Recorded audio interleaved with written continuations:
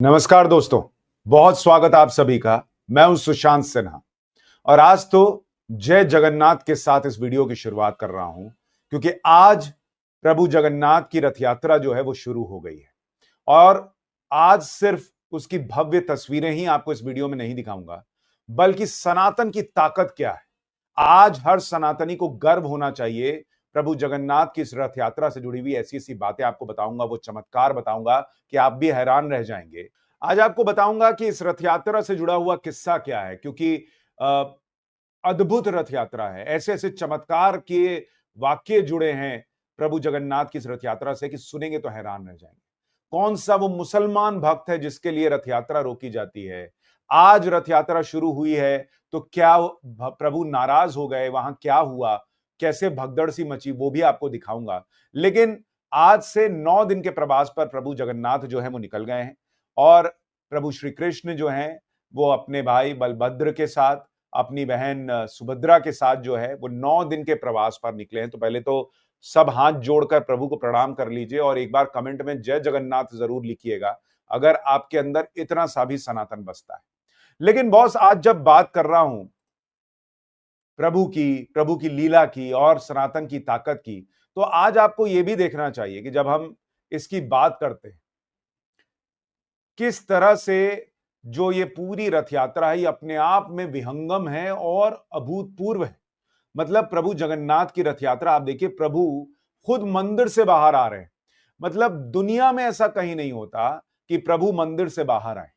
भाई बहुत होता है, अगर कोई रथ यात्रा होती है, प्रभु बाहर भी लाए जाते हैं किसी आयोजन में, तो उनकी एक जो है आप कहिए कि प्रतिमूर्ति जो है वो बाहर आती है और वो दर्शन करके लोग जो है वो अंदर चले जाते हैं। लेकिन ये इकलौता ऐसा मंदिर है जहां प्रभु जगन्नाथ, बलभद्र, सुभद्रा जी सब बाहर आते हैं और 9 दिन का प्रवास करते हैं। और ये तब भी हुआ था, उस कोविड के दौरान भी हुआ था, जब कोविड में पूरी दुनिया जो है वो अंदर बंद थी, लेकिन प्रभु जगन्नाथ की रथ यात्रा नहीं रुकी थी। और इसीलिए आप इस रथ यात्रा की शक्ति समझिए, इसकी पावर समझिए कि कोई इसको रोक नहीं सकता। और ऐसी ताकत है इसकी, आप तस्वीरें देखिए, मन जो है ना वो गदगद हो जाता है प्रभु को देखकर कि भाई गजब की तस्वीरें हैं। और जब हम इन तस्वीरों की बात करते हैं तो बात करनी होगी प्रभु की लीला की। और इस मंदिर को, इस रथ यात्रा को इतना खास क्यों माना जाता है? क्योंकि आप देखिए 4 धाम हैं, बद्रीनाथ, रामेश्वरम, द्वारका, जगन्नाथपुरी। तो 4 धामों में से एक है जगन्नाथपुरी और भगवान श्री कृष्ण का निवास स्थान इसको माना जाता है। माना यह भी जाता है कि धरती में बैकुंठ इसको कहा गया है। मतलब मृत्यु के बाद आत्मा को अगर कहीं अंतिम शांति का स्थान है तो वही है। और इसीलिए जगन्नाथपुरी से जुड़ी हुई ऐसी ऐसी बातें हैं, ऐसी ऐसी चीजें हैं जिन्हें आप सुनेंगे तो हैरान रह जाएंगे कि क्या होता है, कैसे होता है। लेकिन मैं आपको कुछ तस्वीरें पहले दिखाता हूं कि इस रथ यात्रा को लेकर जो तस्वीरें हैं, पहले उन तस्वीरों का आनंद ले लीजिए, प्रभु को देख लीजिए।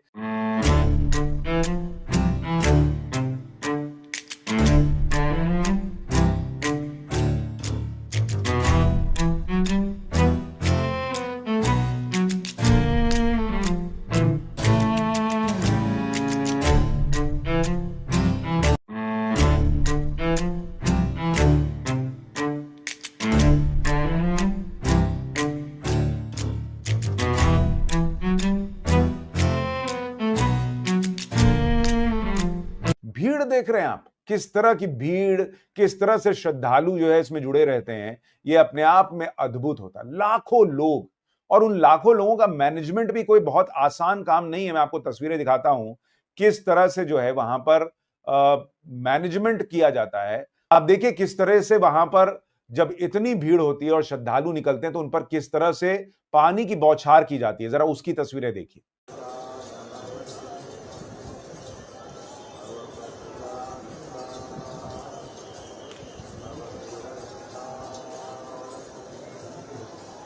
आज जो रथ यात्रा निकली है, जरा उसकी तस्वीरें भी आप देखिए कि कितनी भव्य और अद्भुत रथ यात्रा आज निकली है। जरा उस माहौल को महसूस कीजिए घर पर बैठे हुए कि जैसे आप भी वहां हो और प्रभु जगन्नाथ की इस रथ यात्रा में शामिल हो रहे हो। फिर आपको इस रथ यात्रा से जुड़ी हुई, इसके चमत्कार से जुड़ी हुई बहुत सारी बातें अभी बतानी है।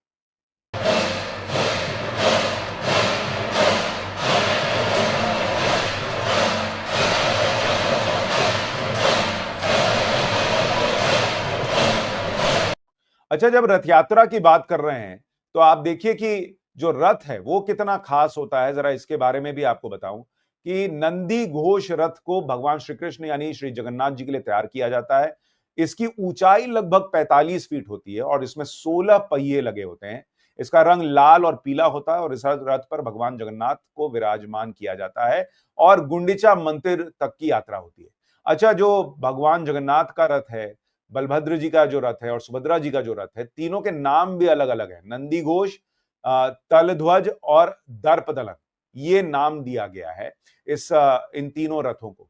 लेकिन इन रथ को लेकर जाना, इतने लाखों लोगों के बीच रथ को लेकर जाना कोई बहुत मामूली काम नहीं है।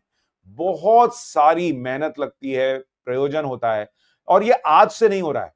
आपको 1937 की तस्वीरें दिखाता हूं, जरा इन तस्वीरों को देखिए। 1937 की तस्वीरें हैं।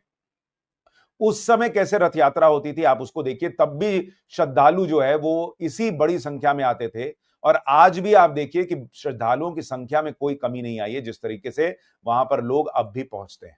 लेकिन कई बार आप सोचिए, इतनी भीड़ को मैनेज करना आसान नहीं है और कभी कभी प्रभु भी नाराज हो जाते हैं। अब डीजे बज रहा था आज, तो शायद वहां पर जो हाथी थे वो नाराज हो गए, शायद प्रभु का कोई संकेत मानिए। लेकिन कोई बहुत ज्यादा वहां पर गड़बड़ नहीं हुई। लेकिन देखिए किस तरीके से हाथी वहां पर नाराज हो गए थे और किस तरह की तस्वीरें सामने आई। अंदर जाओ,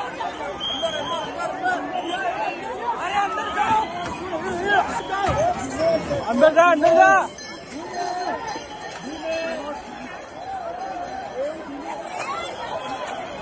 अब आप सोचिए, प्रभु की कृपा ही है कि कितनी बड़ी घटना हो सकती थी। वहां पर लाखों लोग थे, बावजूद इसके जो है ये घटना टल गई और वहां पर इस तरह से कोई बहुत बड़ी घटना जो है वो नहीं हुई।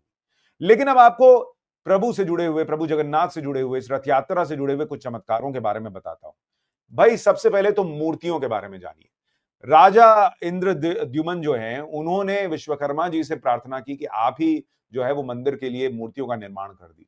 और कहा जाता है विश्वकर्मा जी मंदिर की मूर्तियों का निर्माण करने के लिए तैयार भी हो गए, उन्होंने खुद बनाया। लेकिन उन्होंने कहा कि जब तक मैं मूर्ति का निर्माण न कर लूं, कोई अंदर नहीं आना चाहिए, और उन्होंने कमरा बंद कर लिया।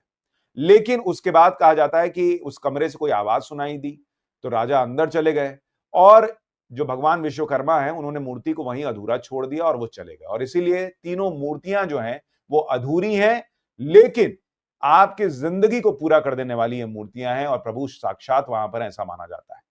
इतना ही नहीं, चमत्कारों की तो वो भाई लड़ी लगी हुई है। आप देखिए, वहां पर समुद्र के किनारे ये मंदिर स्थित है, लेकिन कहा जाता है कि जो सिंह द्वार है मंदिर का, जब तक आप उसके बाहर रहिएगा आपको समुद्र की आवाज सुनाई देगी। जैसे आपने कदम अंदर रखा, इंटर किया, आपको समुद्र की आवाज सुनाई देनी बंद हो जाती है। तो ये भी अपने आप में चमत्कार जैसा लोग मानते हैं। इतना ही नहीं, आप देखिए कि इसके ऊपर जो ध्वज फहराया जाता है, वो ध्वज, उसको लेकर लोगों का मानना है कि हवा जिस डायरेक्शन में चलेगी, ध्वज विपरीत डायरेक्शन में जो है वो लहराता है। मतलब ये अपने आप में अद्भुत है कि भाई जिधर हवा, ध्वज उधर ही ना लहराएगा। लेकिन यहां जगन्नाथपुरी में जगन्नाथ मंदिर के ऊपर जो ध्वज लगा हुआ है, उसके लिए मान्यता है कि भाई जिधर हवा, उसके अपोजिट डायरेक्शन में वो बहता है, लहराता है। और सिर्फ उसी की बात नहीं है, आपको तस्वीरें दिखाता हूं कि इस ध्वज को लगाने के लिए सालों साल से यहां पर रोज एक व्यक्ति ऊपर चढ़ता है, ध्वज को बदलता है, नीचे आ जाता है। कोई, आजकल कितने सेफ्टी मेजर्स होते हैं, कोई सेफ्टी मेजर नहीं, कुछ नहीं। वो व्यक्ति ऊपर जाता है, नीचे आता है और ध्वज बदल दिया जाता है। लेकिन प्रभु की कृपा कि कोई हादसा नहीं होता। आप तस्वीरें देखिए।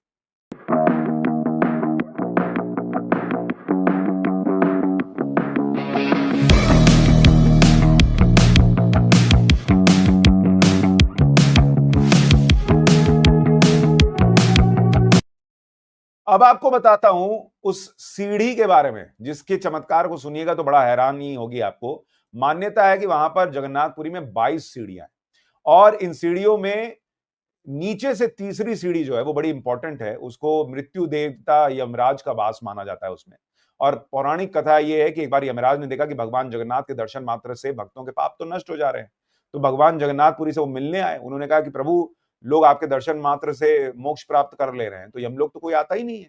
तो उन्होंने कहा कि, प्रभु ने कहा कि तुम मंदिर के मुख्य द्वार की तीसरी सीढ़ी पर अपना स्थान ग्रहण कर लो। जो भक्त मेरे दर्शन करने के बाद इस सीढ़ी पर पैर रख देगा ना, वो पापों से तो मुक्त हो जाएगा, लेकिन वो यमलोक जाएगा। और इसीलिए कहा जाता है कि तीसरी सीढ़ी जो है वो यमराज की सीढ़ी है, और जब भी दर्शन करके लोग निकलते हैं तो तीसरी सीढ़ी पर पैर नहीं रखते। अब और सुनिए चमत्कारिक बातें, प्रभु कैसे सबके हैं ये भी देखिए। वहां जगन्नाथपुरी में जो रथ यात्रा निकलती है वो सालबेग में एक सालबेग की मजार के पास रुकती है। अब आप कहेंगे ये क्या ही कहानी है, अद्भुत है ये कि भाई 200 मीटर जाकर वहां पर सालबेग की मजार, कुछ लोग मंदिर भी कहते हैं लेकिन सालबेग की मजार भी कहा जाता है, वहां पर जाकर ये यात्रा रुकती है और फिर आगे बढ़ती है। कहा जाता है कि सालबेग एक मुस्लिम परिवार में जन्मे व्यक्ति थे। उनके पिता तालबेग मुगल साम्राज्य में बड़े अधिकारी थे, सूबेदार वगैरह थे, और उनका जन्म जो है, पढ़ाई लिखाई सब वृंदावन में हुआ था। एक बार वो भगवान जगन्नाथ की महिमा सुनी तो भाई वो भी पूरी आए, तो वहां पे सुना उन्होंने, तो उनकी इच्छा हुई कि जाकर मंदिर में भगवान के दर्शन करें। लेकिन उनको रोक दिया गया कि भाई तुम मुसलमान हो, तुम अंदर कहां जाओगे। तो बड़े दुखी हुए कि अंदर नहीं जा पा रहा हूं, लेकिन उनकी भक्ति खत्म नहीं हुई। और इसीलिए कहा जाता है कि एक रात सालबेग के सपने में भगवान जगन्नाथ खुद आए और उन्होंने कहा कि मैं तुम्हारी भक्ति से बहुत प्रसन्न हूं और मैं तुम्हें दर्शन दूंगा। तो सालबेग ने पूछा कि भाई कब आप दर्शन देंगे, तो उन्होंने कहा मैं जब रथ यात्रा निकलेगी तो मैं दर्शन के लिए आऊंगा। उसके बाद समय बीत गया, रथ यात्रा निकली। जब रथ यात्रा निकली तो कहा जाता है जहां सालबेग रुके हुए थे वहां पर जाकर रथ का पहिया अटक गया और पूरी दुनिया ने ताकत लगा ली, लेकिन वो पहिया हिला नहीं। तो लोगों को समझ में आ गया कि प्रभु चाह रहे हैं कि भाई सालबेग को दर्शन हो, और प्रभु की माला जो है वो सालबेग तक पहुंचाई गई, और ये कोई संयोग नहीं था, ये लोगों को समझ में आ गया। प्रभु हिंदू मुसलमान नहीं देख रहे थे और जो भक्त है सिर्फ उसको देख रहे थे, ये बात समझ में आ गई। और इसीलिए वहां पर आज भी मान्यता है। ये तस्वीर आप देखिए, दिखता ये मंदिर जैसा है, कुछ लोग इसको जो है वो सालबेग की मजार भी कहते हैं क्योंकि वो मुसलमान था, लेकिन यहां पर एक मुसलमान भक्त के जो है वो यात्रा हर साल रुकती है और उसके बाद रथ यात्रा आगे बढ़ती है। तो प्रभु की इस रथ यात्रा, इस महिमा के इतने किस्से हैं कि आपको बताता चला जाऊंगा तो खत्म नहीं होगा। लेकिन आज एक सनातनी के तौर पर मेरा मन था कि ये वीडियो आपके लिए लेकर आऊं, आपको दर्शन कराऊं। आप घर पर बैठे हैं तो भी आपको इसकी जानकारी मिले कि क्या चल रहा है, क्या हो रहा है इस रथ यात्रा में। आप भी प्रभु के दर्शन करें। आप भी जो है, कहा जाता है कि भाई एक बार रस्सी भी छू लिया किसी ने रथ यात्रा की तो उसको मोक्ष की प्राप्ति हो जाती है। तो कम से कम आप दर्शन ही करके जो है वो प्रभु से जुड़ जाइए। एक कमेंट प्रभु का नाम लेकर जरूर कर दीजिएगा, जय जगन्नाथ जरूर लिखिएगा, और वीडियो पसंद आया हो तो लाइक और शेयर कीजिएगा।